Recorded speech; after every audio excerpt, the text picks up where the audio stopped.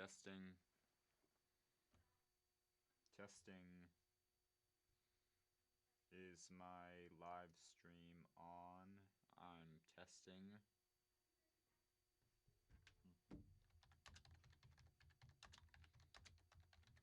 Is it working? Who knows? I'm testing.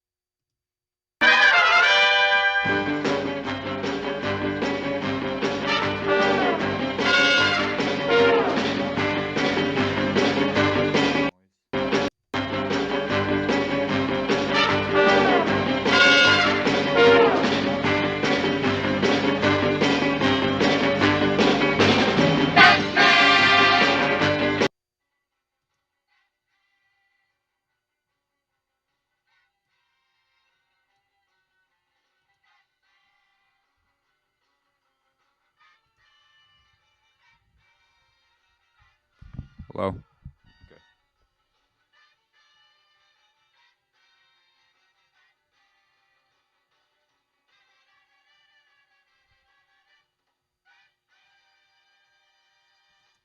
Hey everyone. Today I'm talking about Batman and Robin. It's not the worst movie ever made. Arguably one of the most hated. I think it's up there with like Twilight and The Phantom Menace. In movies that are kind of bad, but really hated. So while I will be pointing out the flaws of the film, I will also attempt to defend on certain things. Okay. Uh, Now this is my last show of the year. So first I want to say thanks everyone. It's been fun, and let's get to it. Okay. Batman and Robin. It's a it's part of the Batman quadrilogy that was in the 80s and 90s. There was the Tim Burton Batman movie, which is really good. Batman Returns, also really good. But apparently it scared a lot of children, so they fired Tim Burton for being too scary. And got Joel Schumacher to make the last two movies, which were an attempt to make the movies more toyetic, which is an actual word they used. They wanted to make the movies more like so they could sell toys to kids, basically. And in the previous Joel Schumacher movie, Batman Forever, Val Kilmer was top billed. He did not reprise his role because apparently he was a terror on set of Batman Forever. Apparently, Joel Schumacher was only able to get him to act by treating him like he treats his actual small child. Arnold Schwarzenegger, he's top billed in this movie. He plays Mr. Freeze. Uma Thurman is in the film as Poison Ivy. George Clooney is Batman. And so this movie, it's got some of the biggest stars of the 90s. It's this very it's a cash grab. Like they're making this it's a really long toy commercial, basically, this whole movie. Like literally, like this is a rumor, unconfirmed, about like what it was like to work on the set, but apparently every day when they started, Joel Schumacher would get on a crane with a big megaphone and just yell, "This is a cartoon." So that kind of, you can see where some of the stuff was coming from, because this movie's campy, but it's not campy like in the way that the Adam West Batman show is. Like that show, it's actually funny, that show, because like everyone's like kind of taking it seriously, and like it's over the top and it's like campy, but like it's still good. And this is different. Like this is different. Okay, so the opening shots of the film are it's a montage of Batman and Robin suiting up. lingering shots of Batman and Robin's crotches and asses in the suiting up montage. I don't know what that was about. Um, there's a we get to see the Batmobile. It's a new redesign of the Batmobile made to be, as the studios said, more toyetic. Um, this Batmobile, it has a disco ball in it, and it looks like a penis. It's a penis with a disco ball is what this Batmobile looks like, and like paired with like the weird crotch and stuff. It's I don't know. I think someone did this on purpose. But like a disco ball though, just realistically, like Batman, he's a dark defender of the night. He stays in the shadows, fights crime. He's the Dark Knight. Why does he need a disco ball in his car? Guess to sell toys. So, legitimately though, like Commissioner Gordon, who's like the guy. If you don't know anything about Batman, I'm not gonna explain it. He's Batman. You probably should know about Batman. Okay. So Commissioner Gordon comes on the screen and like the dialogue in this movie is like so bad because like it's literally like Batman, a new villain has appeared. He's calling himself Mr. Freeze. It's like a video game, except I've played a Batman video game before, like Arkham Origins, Arkham Knight, like those games, and the dialogue is better there. So Mr. Freeze, played by Arnold Schwarzenegger, is stealing diamonds to power his ice suit and ice weapons. Now, so I have like some experience like with like Batman comics and like reading the comics and that sort of thing. And in the comics, Mr. Freeze, he's like one of the most tragic and like poetic Batman villains, and he's actually a really interesting character because like basically in this he's Arnold Schwarzenegger, so you lose something with him being this tragic and interesting character when you have Arnold Schwarzenegger play him. But like it's supposed to be like his wife. He was like trying to find a cure for a disease his wife had, and then he was like, "Okay, I'm gonna freeze you, wife, and when I unfreeze, it'll unfreeze you when I find the cure." But then he accidentally like got a bunch of ice chemicals on himself, and like now he has to live in like this like metal refrigerator suit while he tries to find a cure for his wife's disease, but like he has to like start committing crimes so he can make money to like, and it's all that is there in this. It's just like really terrible and cartoony because Arnold Schwarzenegger is like he's playing like a 1960s like version of the character where like he's just making lots of ice puns. Like there are so many ice puns in this movie. I'm gonna place like there's 27 or I don't know how many ice puns there are. Like it's a lot. Like just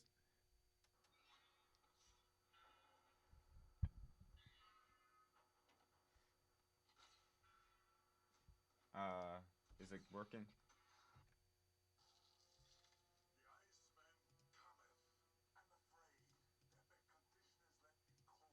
To your pleas of mercy. In this universe,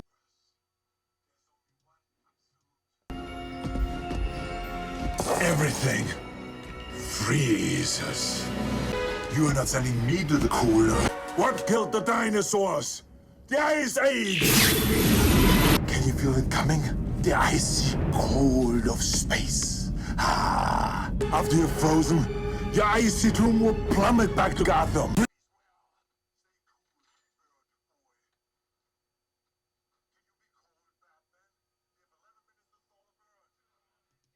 So yeah, it's a lot of that. Apparently the first choice, like the choice before Arnold Schwarzenegger to play Mr. Freeze in this movie, was Hannibal Lecter, Anthony Hopkins. Like Anthony Hopkins was the first choice, and like I like to think that like they didn't change the script, like, because that would be hilarious if you just got like this like Oscar-winning like Anthony Hopkins saying stuff like "chill out, Batman." Like, and the third choice, if Arnold Schwarzenegger had said no, would have been Hulk Hogan. So like Schwarzenegger, he's probably the funnest part of this movie because he's just being so like ridiculous. But like, I don't know, like I kind of want like something more out of a Batman villain. I don't know. especially Mr. Freeze. But like, okay, Batman slides down a dinosaur like it's in the Flintstones because Mr. Freeze is robbing like a museum to steal diamonds because his ice laser must be powered by diamonds. And his henchmen are all hockey players. Batman and Robin, like, they click their heels together and like ice skates come out because of course they were prepared for this. They didn't even know they were going to be I guess that's just in the main suit, like, just in case. Because they've never fought this guy before, apparently. But, like, yeah. So, Mr. Freeze escapes in a rocket ship with the diamonds. They follow him. He escapes from the rocket ship in a jetpack. And the rocket ship is gonna fall to Earth and kill thousands of people. And I'm thinking, like, was this his plan? Like, I'm, like, legitimately, like, what is his plan? Because, like, your escape plan involves flying away in a rocket, then flying out of the rocket in a jetpack, and then using the rocket to kill thousands of people? Like, that's a really crazy plan from this weird blue Iceman. Like, that is a crazy plan that has, like, a lot of... Okay, so they destroy the rocket and they surf back to Earth on the doors of the rocket. Like, they're surfing through the sky, and it's ridiculous. And there are some precedents of surfing Batman in like previous one. Batman 66. There is like an episode where like Batman goes surfing because the Joker wants to take over the beach and become the Big Kahuna, or I forget it. I watched that show when I was a kid. I don't remember much of it. I just know Batman has bat shorts like over his Batman costume. They're like yellow shorts with little bats on them.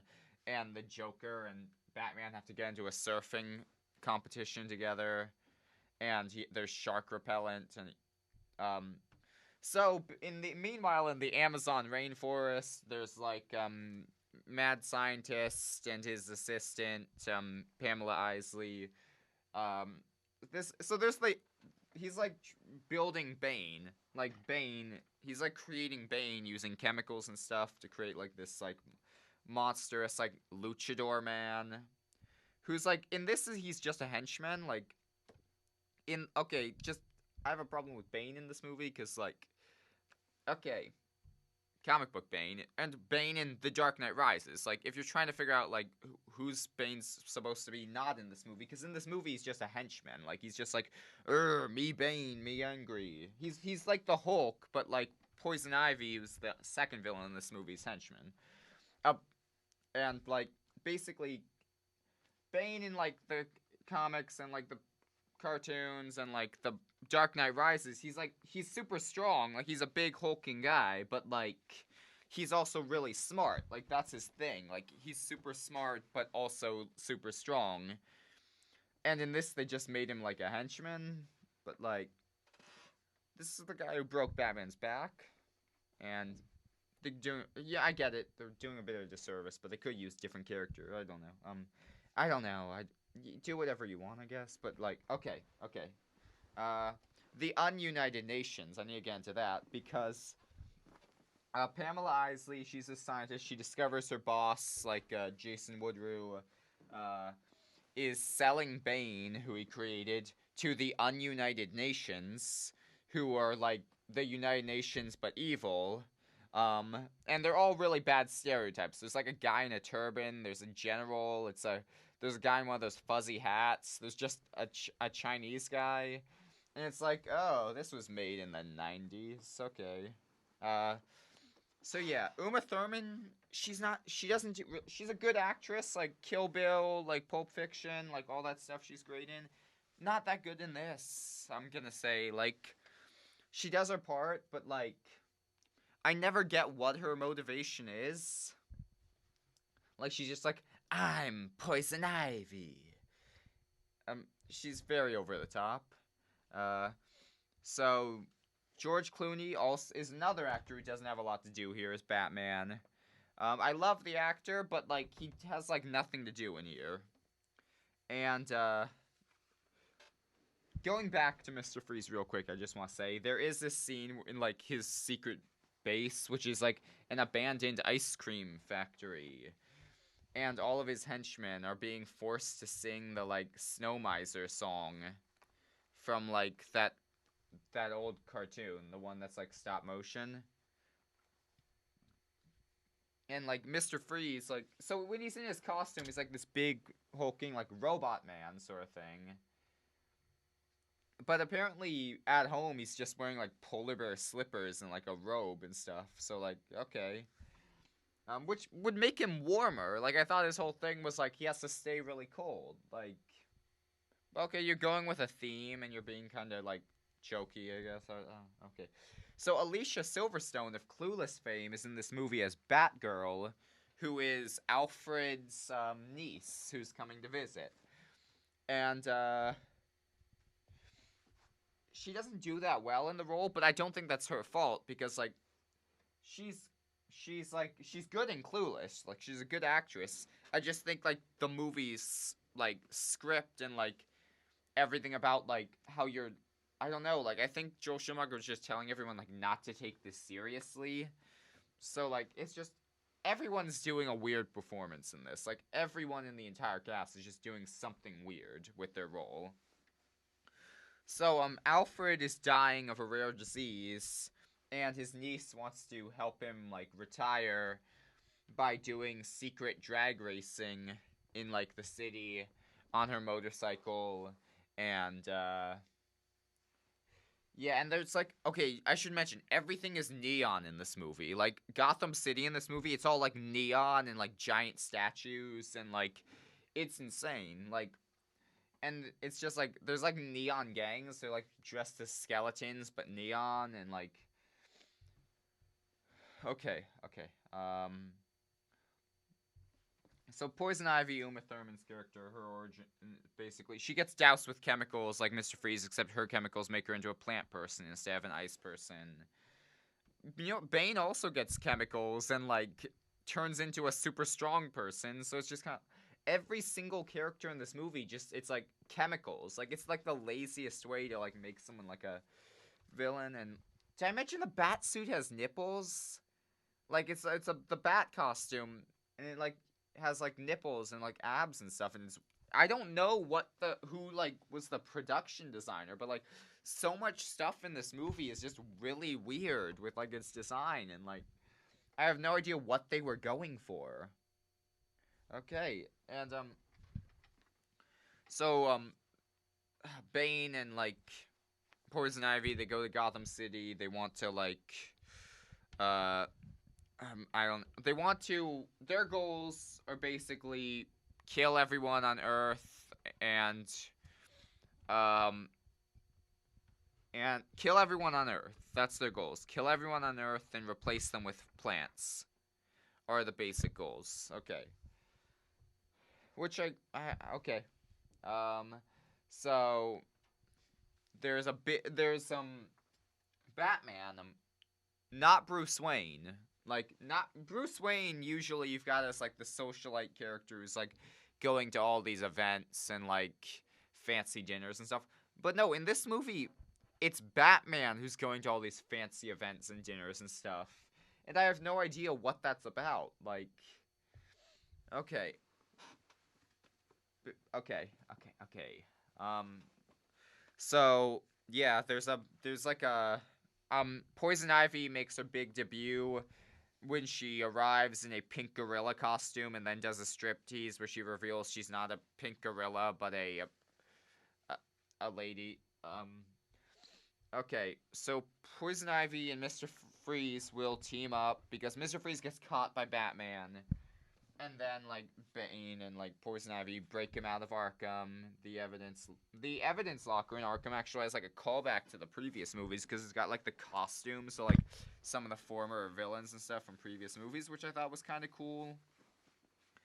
And, like, in the movie, like, Poison Ivy's powers basically are, like, she makes people attracted to her, like, makes people, like, fall in love with her with, like, these, like, plant-based like chemicals and stuff, pheromones, and she's able to like turn Batman and Robin against each other, and it's this movie. This is a movie that I watched, and I'm talking about it now. Heh. Okay. Okay. Yeah, I'm sorry if I seem kind of out of it. Like I didn't eat before this, and also I'm having to talk about like this movie, and like there's this movie is the movie is like completely like jumps around and is weird and stuff. So it's like me trying to talk about this movie is so difficult because like I'm jumping around just as much as this movie is. Like this is what it's like to watch this thing. Like just okay. Mr. Freeze, Poison Ivy, their master plan is they're going to destroy the world with his ice laser, and then after all the people are dead, they'll replace everything with plants and stuff. Um, so basically, Batgirl, Alicia Silverstone, before she's Batgirl, she's not Batgirl yet until she discovers the Batcave, and there's like this artificial intelligence version of Alfred that because Alfred's really sick right now, so like artificial intelligence Alfred is like, I made a suit for you because I expected you would want to help Batman. And it's like this form-fitting like leather suit. I'm like, you're this guy's you're this guy's niece, and he's making like this like Batgirl suit for you that is like very much a female version of the Batman and Robin suit in this movie. So Mr. Freeze, Poison Ivy, they freeze Gotham City. Batman, Robin, and Batgirl, they go to stop, and they go to like the planetarium, which has been transformed into a giant ice laser, and they're going to use the planetarium to thaw out the city by like with satellites or something.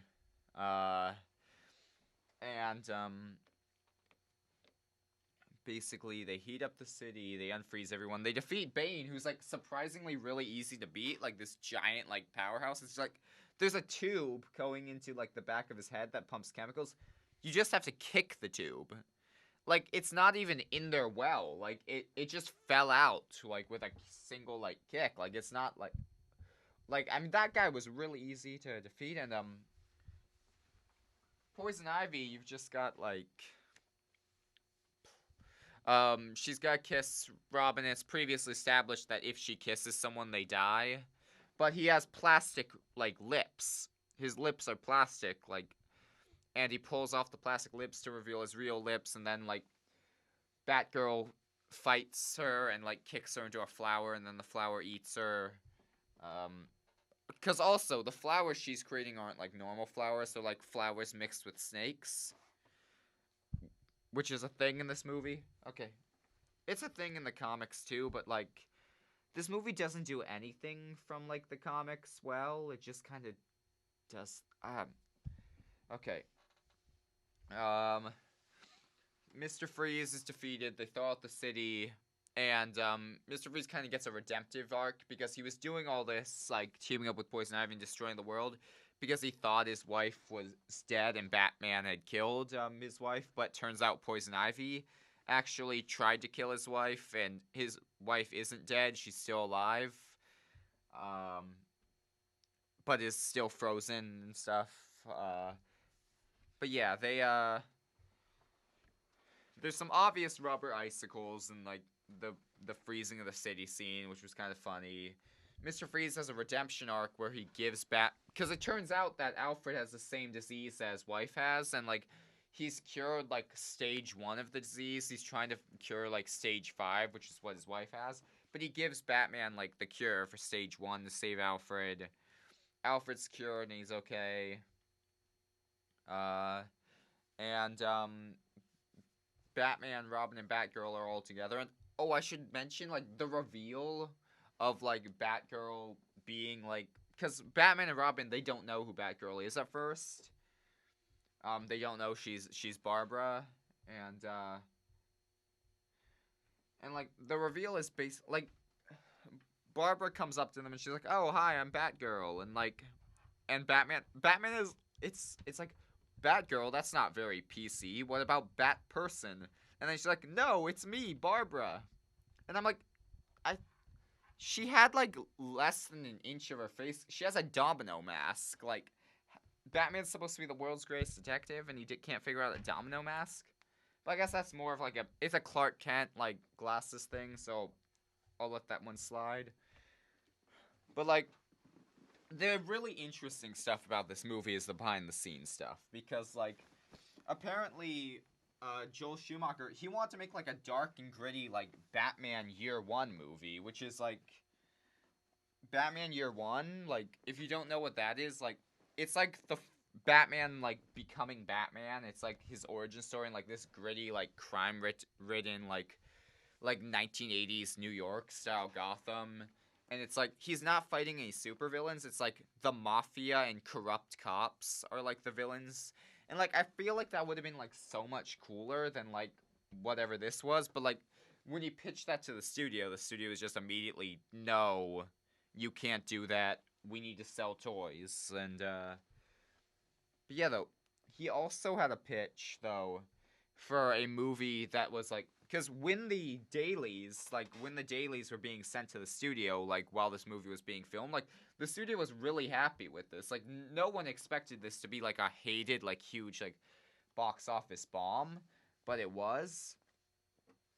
So they signed Schumacher on for another film where he was writing the script for, and he planned to have Nicolas Cage as the villain in that movie. Nicolas Cage was gonna be Scarecrow.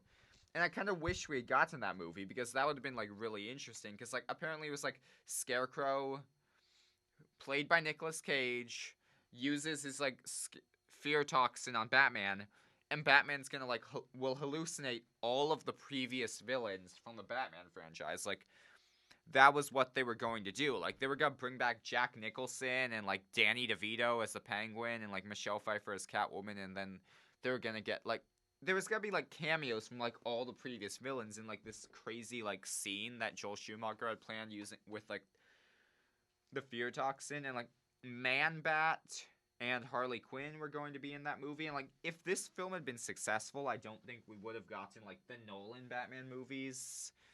So like it's a good thing, I think, maybe like in the end, that this movie was bad, but like that was a really interesting pitch though. Like, but yeah. George Clooney admits he killed the Batman franchise and has been known to give refunds to people who tell him that he saw the movie in theaters. Like this movie is not like been kind to like anyone. And Joel Schumacher in the movie commentary, which I listened to, apologizes to fans everywhere and claims he wanted to make the Batman Year One movie, but the studio forced him to make this one. And I actually admire Schumacher. And I'm not mad at him at all for like making this movie, because like he seems like a genuinely great guy, and he took like full responsibility, and like legitimately he seems like a really good director, because like when like the screenwriter was getting attacked for making this movie, he like took all the blame and just put it on himself. And like when like Alicia Silverstone, because there was like this crazy like controversy about her being cast as like Batgirl, and like people were getting mad because they didn't think she could play Batgirl right, and like just like Joel Schumacher defended everyone except for himself. Like he put all the blame on himself to like get it off of everyone else, and that's really admirable for him. That's really admirable. So like, all right. Arnold Schwarzenegger to date still claims this movie wasn't as bad as people say it is, and this movie, I think it's a failure. It's a failure in a lot of ways. It's just incredibly unsuccessful. Like, it bombed at the box office. Like, everyone hated this thing. But, like, there is some good stuff that came out of this. Like, it's George Clooney. It helped George Clooney get his big break. Like, it helped make George Clooney into, like, the huge star he is today. So, like, that's something good. Because I like George Clooney, like, as an actor. And, like, so, like, not everything's bad, and, like, you can look at stuff from this movie, and, like, you can get some really interesting things behind the scenes. Like, there's, like, because of this movie, like, there was going to be, like, a Superman movie made by Tim Burton, who did the first two Batman movies, and it was possible that those movies could have crossed over someday, and that sounded like it could have been cool, because Nicolas Cage was going to be cast as the Scarecrow, But apparently he could have also been cast as Superman in the Superman movie that they were planning to make. That would be in the same universe as this. But like that did happen because this movie was really bad, and like this movie legitimately was so bad it kind of killed superhero movies for a while. Like that's hard to like think about today when you've got all like that Marvel stuff and like you've got like everyone's trying to get a cinematic universe started. Like Avengers Endgame just came out. Like if you were to tell someone today that like, oh, this is the for a while there weren't any superhero movies because of how bad one of them had been, like no one would have believed that. Just okay. Like there were like some like kind of like stealth superhero movies like Blade where it's like, you can consider that a superhero movie because like it's based on a comic book, but like also it's more of an action movie and kind of a horror movie too. And like it took a long time for things to get to where they are now again, like with superhero movies, because like, all right, just this is really interesting as a film. Like you can study this and think about it, and I'm not sure you'd want to, just because of just how strange and out there it is. But like, you do get some really interesting things, and I don't know, like. Would I recommend this movie? I don't think I would, but it is like it's certainly interesting. So, okay. And since this is my last show of the year, I just want to say thank you to everybody and have a good summer. I'll see you all next fall. Thanks everyone for listening.